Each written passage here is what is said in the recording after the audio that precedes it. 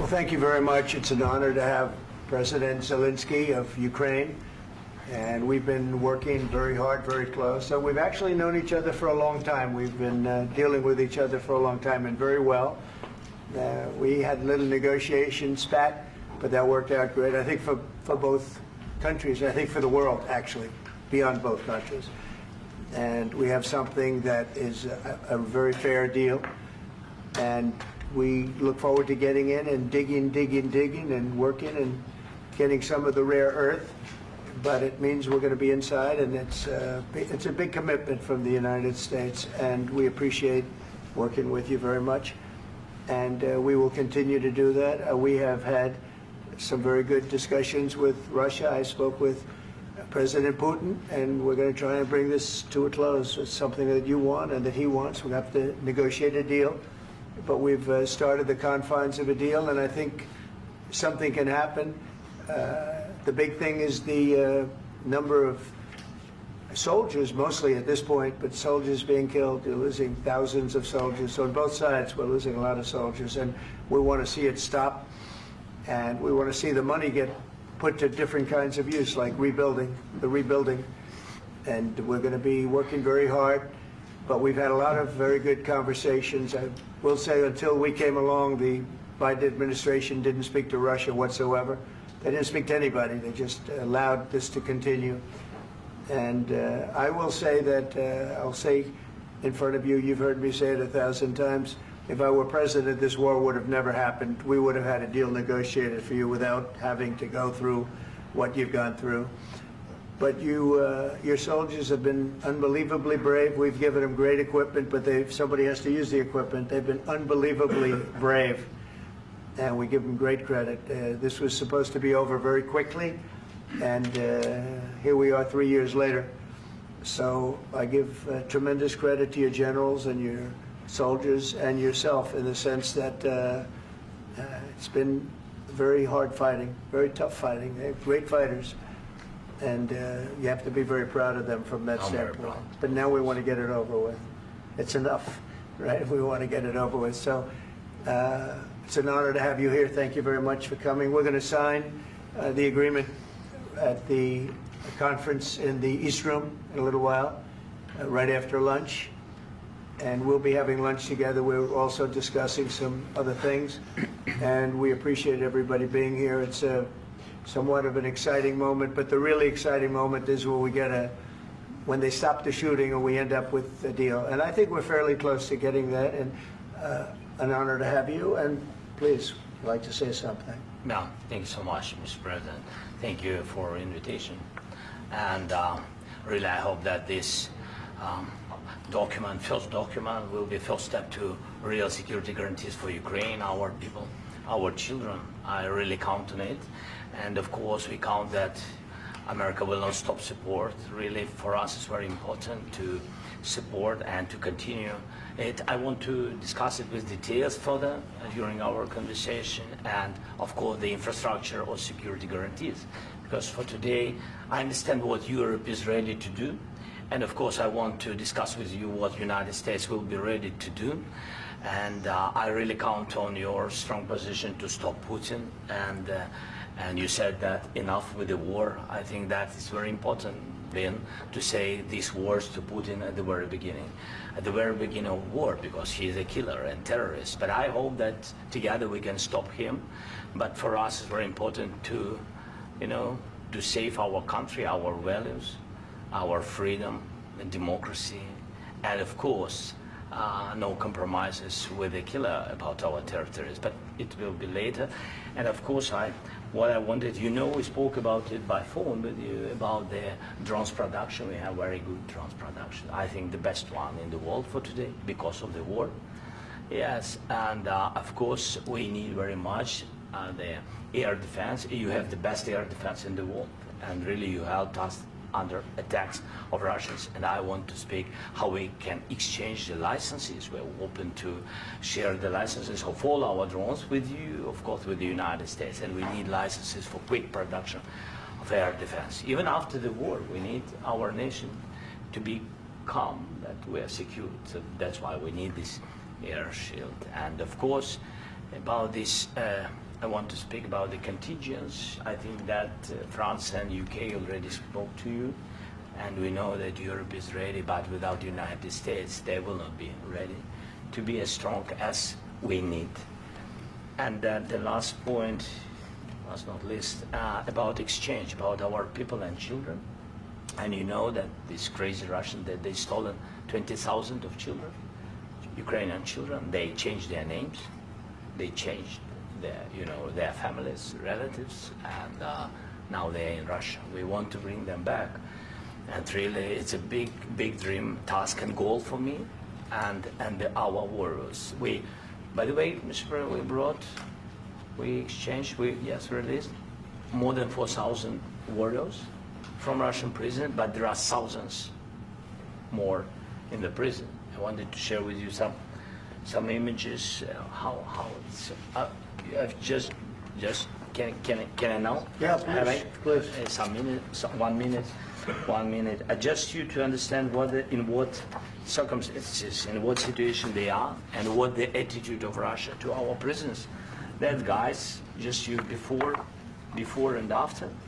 And you see before and after, just you to understand. Now thousands of such guys, ladies and men, there, and that, so they don't eat, they beat them, and they, they do a lot of bad things. So out of, even during the war, there are rules. Everybody knows there are rules during the war. These guys, they don't have any rules. You see that 50, 60 kilograms left, and a lot of such things. And I didn't want to show you what the changes with images of children, because I will just share with you. And I mean, it's looking tragic. Yep, that's tough stuff. Yeah, I wanted very much to give you, and you see it. Yeah. This is pastor, by the way. They stolen pastors because it's not Russian church. They stolen pastors and moved pastors to the prison.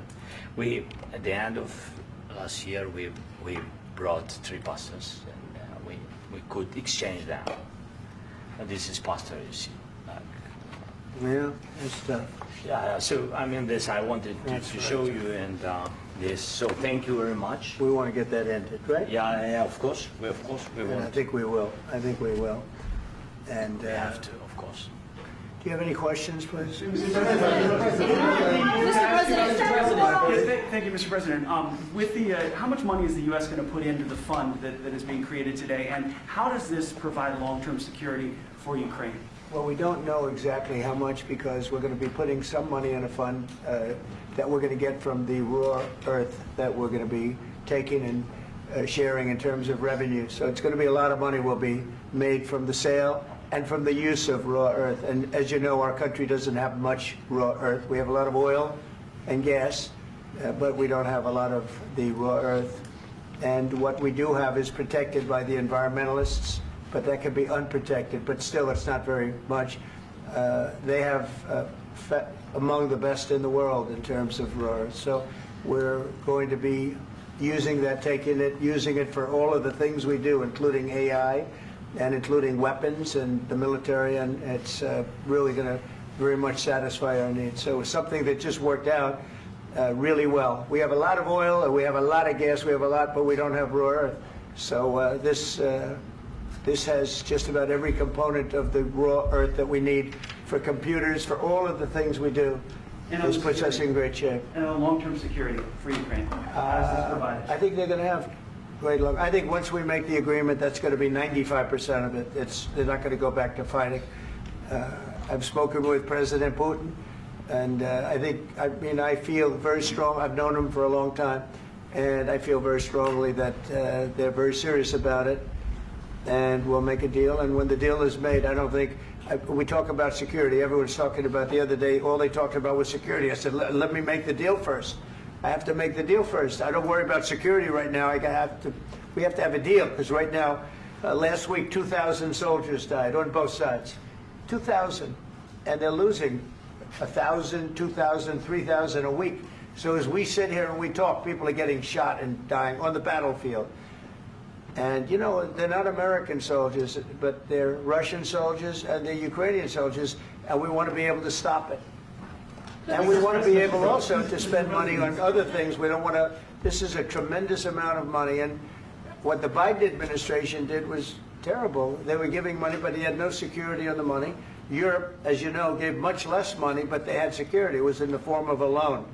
They get their money back, and we didn't. And now, at least we're protected because the American taxpayer has to be protected too. But this is an incredible agreement for Ukraine because we have a big investment in their country now, and what they have, very few people have.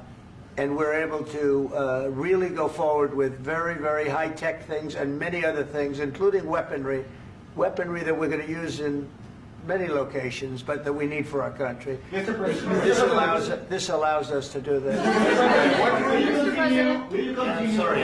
sending military aid? Yes, go ahead, please. If I can just, yes. In the document, there is one of the very important points. If we speak about business and investment, we never had LNG terminals in Ukraine. This document will open. I mean, the next document, but anyway, here we see in the framework, we see really goodwill for this. LNG terminals for us is very important, and I think for security of European continent. We have the biggest storage, gas storage. We have the biggest in Europe. Yes, yes, and we can use it. Use it for LNG, use it for LNG, and we will do it. And really, we can help Europe because Europe really helped. President Trump said that they made less support, but they are our friends and they are our very supportive partners. They really gave a lot, Mr. President. They did. They gave a lot, but they gave much less. No. Much less. No. No. No. Okay. Okay.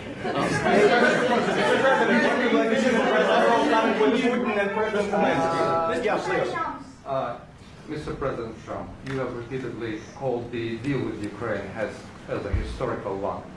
And as a President of the United States, you make historical decisions in other issues which affect America and other world. So what place in the world history do you want to take? And do you associate yourself with any famous historical figures? Yeah, I'd say George Washington, Abraham Lincoln. I would say I'm far superior to George Washington and Abraham Lincoln. Now, you know I'm only kidding, right? Because when I say that, the fake news is going to go wild. They're going to say he considers himself to be better than Washington. But you never know. You never know. I don't compare myself to anybody. I'm here to do a job. We've had a great 35 days or whatever it might be, a month, a little more than a month. We've accomplished tremendous amounts. Not only this would be a very great achievement if we could get the war stopped and get them back to normalization. I think that's going to happen. We've had very good talks on both sides, as you know. But I think we've done a very good job, just generally. If you look at all of the things we've done in 30 days, they're saying there's never been a opening for a president. The first month, there's never been a first month like we've had. And this is one of the very important things. This, to me, is one of the most important things because we have tremendous death taking place as we speak, and I don't want to have that. You know, think of the parents, whether they're in Russia or Ukraine, think of the parents of all these people being killed needlessly. They came to our territory. Should have never started. This would have, if I were president, this would have never started. Mr. President, will you continue sending military aid to Ukraine after the U.S. signs this agreement with Ukraine? Yeah, we're going to be continuing. To President Zelensky, do you feel like the U.S. is on your side, that President Trump is on your side at this moment? Right. What do you think? He wants to know, do you think that, sort of a stupid question. I guess we wouldn't be here if I wasn't. I think that the United States on our side from the very beginning of occupation, and I think that President Trump on our side, and of course, I'm sure that the United States President will not stop support. This is crucial for us. It's important for us. Yes. And Putin, the president speaks about the people and the soldiers which are dying, but they came to our territory, they came to our land. They began this war, and they have to stop. And I think this is the question, with really the most important question. Can President Trump, I hope yes, with some other allies, to stop Putin, withdraw these enemies, our enemy, withdraw these troops from our land? And I think that you asked about the history, I think that if President, or when, he will stop Putin, if President Trump will bring peace to our country, I think he will be on this wall. We've had very, very good talks. What about military aid to Ukraine? President Zelensky just said that there will be no compromises with Vladimir Putin. I just wanted to ask both of you, firstly, are there compromises that you think that President Zelensky is going to have to make? And President Zelensky, is there anything that you might be thinking that you may be able to offer or bring to the table, for example, elections? Thank you. I think you're going to have to always make compromises. You can't do any deals without compromises. So certainly he's going to have to make some compromises, but hopefully they won't be as big as some people think you're going to have to make. That's all. That's all we can do. I'm here as an arbitrator, as a mediator to a certain extent between two parties that have been very hostile, to put it mildly. They've been very hostile. There's been a vicious war. There's been a vicious war. You know, it's a very level battlefield, and those bullets go out, and as I've said many times, we were talking about it with Pete, many times the only thing stopping those bullets is a human body. And in the case we're talking about, generally young human bodies are stopping a lot of bullets. It's dead level. That's why it's great farmland. It's great land. It's great farmland, but there's very little protection against the bullets that are being, and other things that are being shot. So all I can do is see if I can get everybody at the table and get an agreement. And I think we're going to end up with an agreement. Otherwise, I wouldn't probably be even here today. Mr. President, I've got two questions for you. You think ultimately your legacy will be the peacemaker and not the president that led this country into another war and ended foreign wars? And I've got a question. I hope it will. I mean, I hope I'm going to be remembered as a peacemaker. This would be a great thing if we could do this. I'm doing this to save lives more than anything else. Second is to save a lot of money, but I consider that to be far less important. So I hope I'm going to, thank you, Brian, for that question. It was a nice question. I hope I'll be known and recognized as a peacemaker. This would be a great thing to solve. This is a very dangerous situation. You know, this could lead to a third world war. This was headed in the wrong direction. If this election were lost, if we didn't win this election, and by the way, we won it by a lot. That was a mandate. We won every swing state. We won the popular vote by millions and millions of votes. We won everything. The districts, you look at the areas of red, take a look at a map. This was a big mandate, and this was one of the things. I said, we're going to get this thing settled. If we didn't win, I think this could have very well ended up in a third world war, and that would not have been a good situation. What was your second question? And my second question for President Zelensky: why don't you wear a suit? You're at the highest. Why don't you wear a suit? You're at the highest level in this country's office, and you refuse to wear a suit. Just want to see if do you own a suit?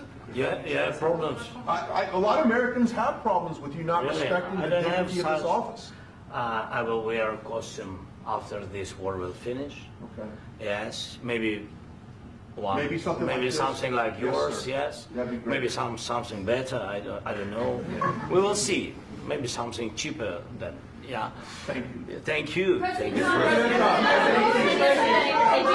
President Trump. You said yesterday that you have. Are you going to send more arms to Ukraine in case there's no peace?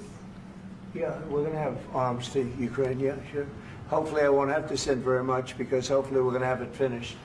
We're looking forward to finishing this quickly. We're not looking forward to sending a lot of arms. We're looking forward to getting the war finished so we can do other things. But we very much appreciate the agreement, because we needed what they had, and we're treating, you know, our country is now treated fairly. Biden didn't do that. He didn't know what the hell he was doing. This should have never happened. This should have never started. But you know, sure, the answer is yes, but hopefully we won't have to send much, because I'm looking forward to getting it done quickly, very quickly. Does that mean you'll provide security guarantees, Mr. President? I don't want to talk about security yet, because I want to get the deal done. You know, you fall into the same trap like everybody else. A million times you say it over and over. I want to get the deal done. Security is so easy. That's about 2% of the problem. I'm not worried about security. I'm worried about getting the deal done.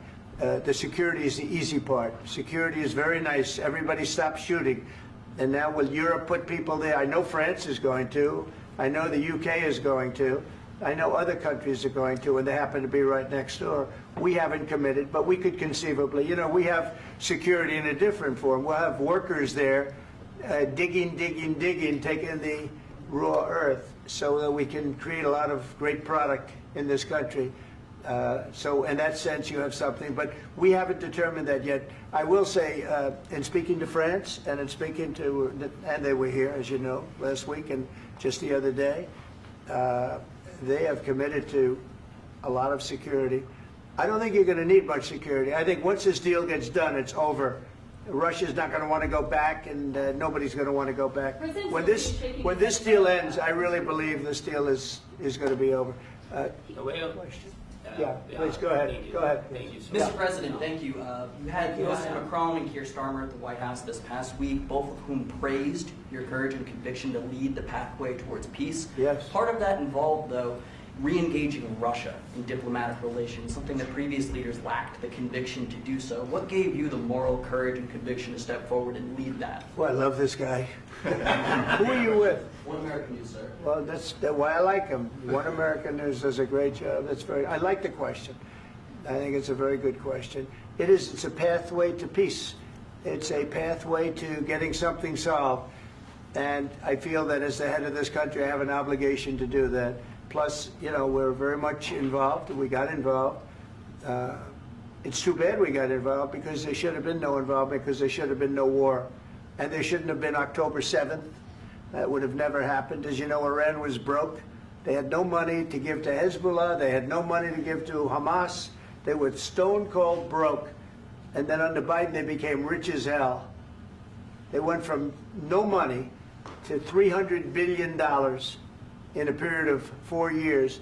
And they gave a lot of that money away, and you see what happened. And that's a real mess also that we hope to be able to solve.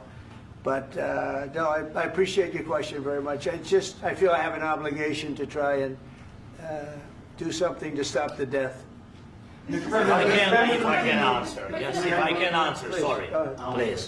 Please. And I do like your clothing, by the way. Yeah, really? Even though I think he's a great guy, by the way. But I don't know if you two like each other. But you know what? I think he's dressed. I like this guy. I don't know. I think he's dressed beautiful. So I have more serious things than answer on such Yeah, questions. sure, I will answer on more That's a serious good questions statement. if I can. That's good. Yeah. So please, about security guarantees and about just ceasefire. We can't just speak about ceasefire and speak. It will not work. Just ceasefire will never work, because I'm like a president. I have this experience, and not only me. Ukraine before my presidency, from the 2014, Putin broken 25 times. 25 times he broken his own signature. 25 times he broken ceasefire. But he never broke to me. He never broke to me. No, you were the president. He You were the president he during. never broke to me. In 2016, you've been the president, Mr. President. You've been the president, but he had, of course, not with you, but he had during those periods. He had conversations with our side, and we had Normandy format. You know, the France, Germany, Ukraine, and Russia, and he broken 25 times. That's why we will never accept just ceasefire. It will not work without security guarantees. Security guarantees, maybe President is right about this document and other, but this document is not enough. Strong army is enough, because his soldiers afraid, Putin's soldiers afraid of our soldiers when we're strong enough. If we are not strong enough, if we are empty, if our storage is empty, we can't defend our land. Today, you know, he knows that we have, all the world knows that we have meeting, yes? Why he's using ballistic? Putin today using ballistic on our hospitals, schools, and etc. Ballistic. So he knows that we are here and that President Trump is really have goodwill to stop this war. And you hear now the president. So why he's using? So he doesn't want to stop. He doesn't want. But I hope that we will do it. Really, we'll do it. Security. When we speak about security guarantees, when the Europeans are ready for contingents, they need USA backstop. If there will not be United States, we will not never have any contingents, strong contingents from the Europeans, because they don't want to divide alliance connection between the United States and the main and strongest ally and Europeans. And this is crucial. This is important. That's what we want to speak about very much. This is very important. And air defense. So air defense, really, we have big deficit with all these systems, and we need to provide this. We need it very much. Otherwise, Putin will never stop, and will go further and further. He doesn't want. He hates us, you know? It's not about me. He hates Ukrainians. He thinks that we are not a nation. He thinks, and he shared these thoughts, I think maybe with your team also, I don't know. But with all the Europeans, in media, officially and not, he always said that there is no such country, such nation, such language, and such life like Ukrainian. No, he really doesn't respect all the Ukrainians, and he wants to destroy us. And you are right, Mr. President. That's 2%. This document, maybe other documents, it's a very good start, very good, but it will not enough to stop this person. Should Russia pay to rebuild Ukraine? Mr. President, under these Should Russia pay to rebuild Ukraine? They have to pay. This question. This is the rule. This is the rule of the war. This is the rule of the war. During all the centuries, all the history, this is the rule of the war. Who began, those pay. This is the rule. Putin began this war. He has to pay all money for innovation. He has to pay.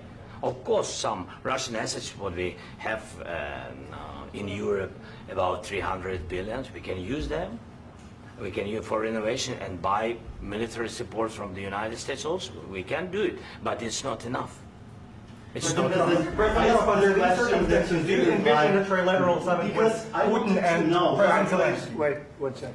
I asked this question that you didn't like because I wanted to know if you want to position yourself in the middle between Russia and Yes. Ukraine, or on the Ukraine side. No, I'm in the middle. I want to solve this thing. I'm for both. I want to get it solved. And it's wonderful to speak badly about somebody else, but I want to get it solved. If we can solve it, great. If we can't solve it, they're going to have to fight it out, and who knows what's going to happen. But I want to see it get solved. May I follow up? One more question about U.S. troops in Europe. After Russian invasion of Ukraine, your predecessor sent additional troops to Eastern Europe, including Poland, my country. Yeah. Are you committed to keeping these troops on the eastern flank of NATO in the future? I'm very committed to Poland. I think Poland has really stepped up and done a great job for NATO. As you know, they paid more than they had to. They are one of the finest groups of people I've ever known. I'm very committed to Poland. What about Baltics? Poland's in a tough neighborhood, you know. What about the Baltics? The Baltics, they got a lot of, it's a tough neighborhood too, but we're committed. We're going to be very committed, and we're committed to NATO.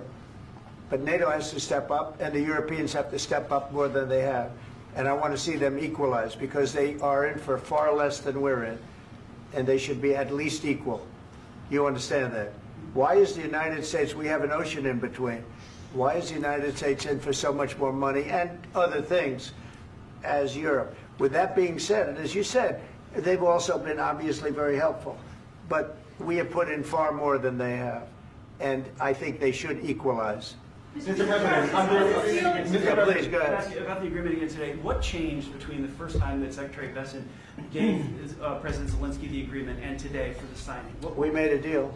So What was the I'm just, deciding factor? I'm a business person. We made a deal. That's what changed. Mr. President, I didn't think we were going to make a deal, and We ended up making the deal, so that changed. Mr. President, what and how do you envision a trilateral summit with President Zelensky and Putin? I don't know, under but these well, they circumstances? don't like each other, I can tell you that. They do not like each other. This is not a love match, and it's unfortunate. That's why you're in this situation. The United States should not have allowed this to happen, okay? The United States, run by a man that didn't know much, I'm going to be very nice, run by an incompetent person, very incompetent person, should never have allowed this to happen. I've stopped wars. I've stopped many wars. My people will tell you, I stopped wars that nobody ever heard about. I stopped wars before they ever started.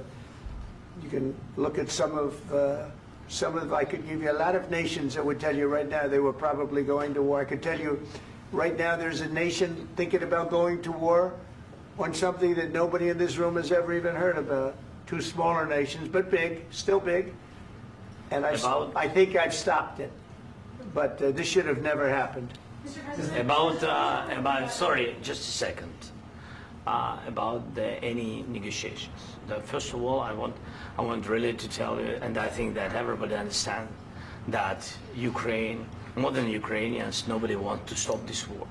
But at the future, any negotiations, it's understandable that two sides of the war, not Russia and the United States, because this is not the war between Russia and the United States. This is war of Russia against Ukraine and Ukrainian people. So these two sides will be at the anyway will be at the negotiation table. Then of course United States, like the strongest partner of the Ukraine, and of course Europe.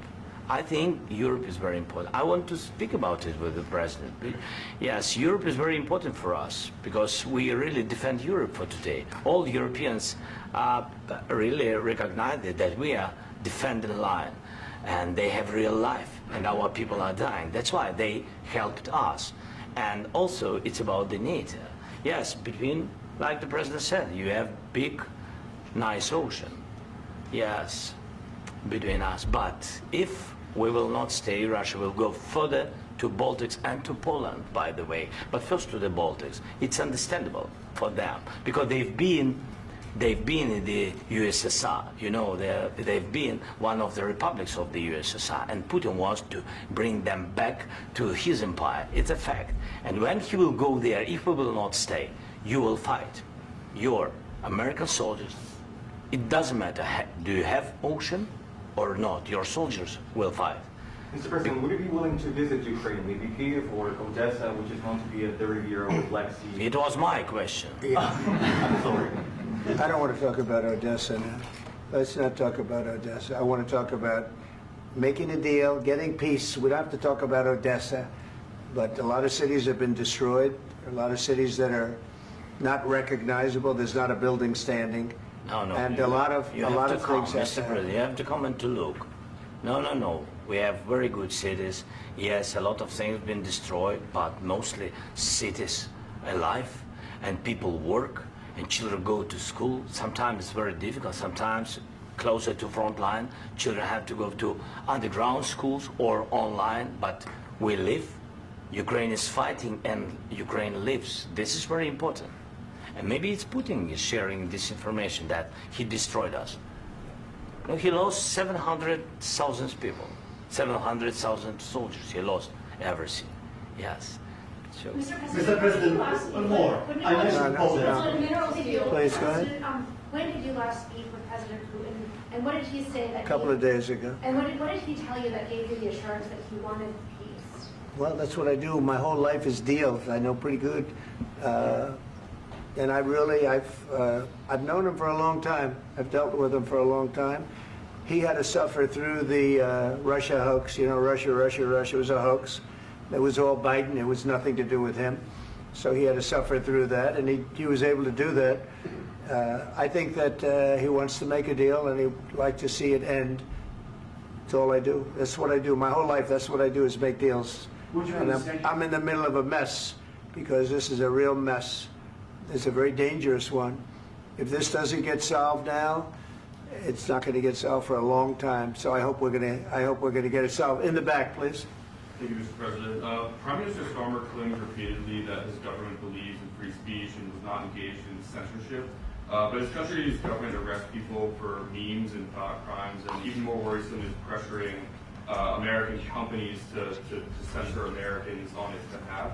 How can he be a reliable, trustworthy partner when he says things that are demonstrably false on such an important topic? Well, we actually spoke to him about that yesterday, and we thought they took it very, very much too far. JD was very strong on it. So was I.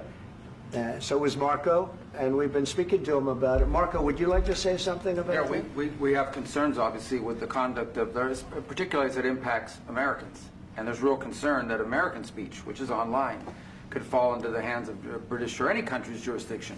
And so this is a point the Vice President made at Munich, and I think it's a very compelling one, that what unites us with Europe, as much as anything else, is these shared values, and one of them being free speech. And so if Americans are threatened by it, we're going to need to take action in that regard. Mr. President. It's actually a very important question. We spoke about this in detail with the Prime Minister, the Foreign Secretary, and others at lunch yesterday, and I know that Secretary of Commerce Lutnick followed up in private meetings last night. This is really important. We believe Americans have the right to speak their mind, even if we in this room disagree with them. They have the right to speak their mind in the public square, which is often online these days. And we're going to defend that right as it pertains to American companies and American citizens vigorously if we have to. I do think that under the President's leadership, we're going to find common ground with our friends in the UK on this question, but it remains to be seen. The principle that will guide us is we believe in free speech in this country, and we'll fight for it for American citizens. Mr. President, on the deal, is there any other oil and gas component to the deal? Is it all critical? A little bit. We'll see. On LNG? But we're not really looking for that so much. We got a lot. We have more than anybody in the world, by far. So no, we're not talking about it too much, but a little bit. I think it affects also, but for the most part, no. And sir, is there any agreement from Ukraine to purchase U.S. LNG as part of the deal, or is that on the table at all? No, we don't need that. Mr. President, I just wanted to ask you about, you just mentioned that you'd spoken to Vladimir Putin a couple of days ago. Just to be clear, that's a new call, not the one that you... I've spoken to him on numerous occasions. Okay, and how was the latest call? What did you discuss? How did it go? Are you serious with that question? I am. I'd love to know. It went well. I think we're going to have a deal. On the minerals deal, Mr. President, some of those minerals are in the east of Ukraine, not far from the front lines and in areas that Russia has occupied. Will you direct President Putin to withdraw his forces from those areas if there's U.S. interest? Well, we'll take a look at the time. We have a lot of area. It's a very big area we're talking about, so we'll take a look. I'll study that and I'll see. And who would protect those minerals if they are U.S. interests? Would that be Ukrainian forces? They'll be protected. European The agreement forces? will protect them. U.S. The forces? agreement, yeah, we're signing an agreement. Right, but what if Russia tries to invade or there's Russian aggression in those spots? I just told you I don't think that's going to happen. And if that were going to happen, I wouldn't make a deal. If I thought that was going to happen, I wouldn't make a deal. Some people may wonder why. You know, they ought to focus on CNN on survival, not asking me these ridiculous questions. Focus on surviving, because CNN's got such low ratings. I don't think they're going to survive. Let's go. Please go. I already mentioned Poland. Poland was under Russian control for decades after the Second World War. When I was a kid, I looked at the United States not only as a most powerful country, richest country in the world, the country that has great music, great movies, great muscle cars, but also as a force for good. And now I'm talking with my friends in Poland, and they are worried that you align yourself too much with Putin. What's your message for them? Well, if I didn't align myself with both of them, you'd never have a deal. You want me to say really terrible things about Putin and then say, "Hi, Vladimir, how are we doing on the deal?" That doesn't work that way. I'm not aligned with Putin. I'm not aligned with anybody. I'm aligned with the United States of America and for the good of the world. I'm aligned with the world, and I want to get this thing over with. You see the hatred he's got for Putin. It's very tough for me to make a deal with that kind of hate. He's got tremendous hatred, and I understand that, but I can tell you the other side isn't exactly in love with, him either. So it's not a question of alignment. I'm aligned with the world. I want to get the thing set. I'm aligned with Europe. I want to see if we can get this thing done. You want me to be tough? I could be tougher than any human being you've ever seen. I'd be so tough. But you're never going to get a deal that way, so that's the way it goes. All right, one more question. Hey, I want to respond to this. So look, for 4 years in the United States of America, we had a president who stood up at press conferences and talked tough about Vladimir Putin, and then Putin invaded Ukraine and destroyed a significant chunk of the country. The path to peace and the path to prosperity is maybe engaging in diplomacy. We tried the pathway of Joe Biden of thumping our chest and pretending that the President of the United States' words mattered more than the President of the United States' actions. What makes America a good country is America engaging in diplomacy. That's what President Trump is doing. Can I ask you? Sure. Yeah? Yeah. Okay. So he occupied our parts, big parts of Ukraine, part of East and Crimea. So he occupied it on 2014. So during a lot of years, I'm not speaking about just Biden, but those time was Obama, then President Obama, then President Trump, then President Biden, now President Trump, and God bless, now President Trump will stop him. But during 2014, nobody stopped him. He just occupied and took. He killed people. You know what the contact 2015. 2014. 2014 and 2014. 2014. Yeah. So I was not here. Yeah, but that's exactly right. Yes, but during 2014 till 2022, yeah, the situation the same. The people have been dying on the contact line. Nobody stopped him. You know that we had conversations with him, a lot of conversations, my bilateral conversation, and we signed with him, me, like a new president. In 2019, I signed with him the deal. I signed with him, Macron and Merkel, we signed ceasefire. Ceasefire. All of them told me that he will never go. We signed him with gas contract. Gas contract. Yes, but after that, he broken this ceasefire. He killed our people and he didn't exchange prisoners. We signed the exchange of prisoners, but he didn't do it. What kind of diplomacy, JD, you are speaking about? What do you mean? I'm talking about the kind of diplomacy that's going to end the destruction of your country. Yes, but if you Mr. President, with respect, I think it's disrespectful for you to come into the Oval Office and try to litigate this in front of the American media. Right now, you guys are going around and forcing conscripts to the front lines because you have manpower problems. You should be thanking the President for trying to bring it into this conflict. Have you ever been to Ukraine that you say what problems we have? I have been to. Count once. I've actually watched and seen the stories, and I know what happens is you bring people, you bring them on a propaganda tour, Mr. President. Do you disagree that you've had problems bringing people into your military? And do you think that it's respectful to come to the Oval Office of the United States of America and attack the administration that is trying to prevent the destruction of your country? A lot of questions. Let's start from the beginning. Sure. First of all, during the war, everybody has problems. Even you, but you have nice ocean and don't feel now, but you will feel it in the future. God bless. You don't know that. God bless. You don't God bless. You will not have a war. Don't tell us what we're going to feel. We're trying to solve a problem. Don't tell us what we're going to feel. I'm not telling you. Because you're in no position to dictate that. That's exactly what you're doing. You're in no position to dictate what we're going to feel. We're going to feel very good. You will feel influence. We're going to feel very good and very strong. You will feel influence. You're right now not in a very good position. You've allowed yourself to be in a very bad position, and he happens to be right about it. From the very beginning of the war. You're not in a good position. You don't have the the cards right now. With us, you start having not cards. playing cards. Right now, you don't. I'm You're playing serious, cards. Mr. President. You're I'm playing very cards. serious. You're gambling I'm with the president lives in of war. millions of people. You're gambling with World War III. You're gambling with World War III. And what you're doing is very disrespectful to the country, this country. That's back to you. Far more than a lot of people said they should have. Have you said thank you once? This A lot entire of meeting? times. No, in this Even entire meeting, today. have you said thank Even you? today. You went to Pennsylvania and campaigned for the opposition in October. Offer some words of appreciation for the United States of America and the president who's trying to save your country. Please, you think that if you will speak very loudly about the war, you He's can... not speaking loudly. He's not speaking loudly. Your country's in big trouble. Can I Wait a answer? minute. No, Can you've I done a lot of answer? talking. Your country is in big trouble. I know. You're not I winning. know. You're not winning this.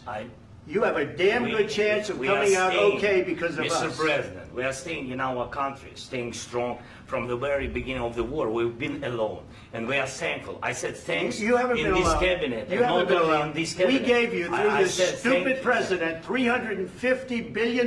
You voted we gave for you your military president. equipment, You and you voted men for are your brave, president. but they had to use our military. What about you If you didn't have You our invited military me- equipment, You invited if me you to didn't speak. have our military equipment, this war would have been over in 2 weeks. In 3 okay? days, I heard it from Putin. In 3 days, this is something Maybe new. less. In 2 weeks, of course, yes. It's going to be a very hard thing to do business like this. Again, I tell you. just say thank you. I said a lot of times thank you to American people. Accept that there are disagreements, and let's go litigate those disagreements rather than trying to fight it out in the American media when you're wrong.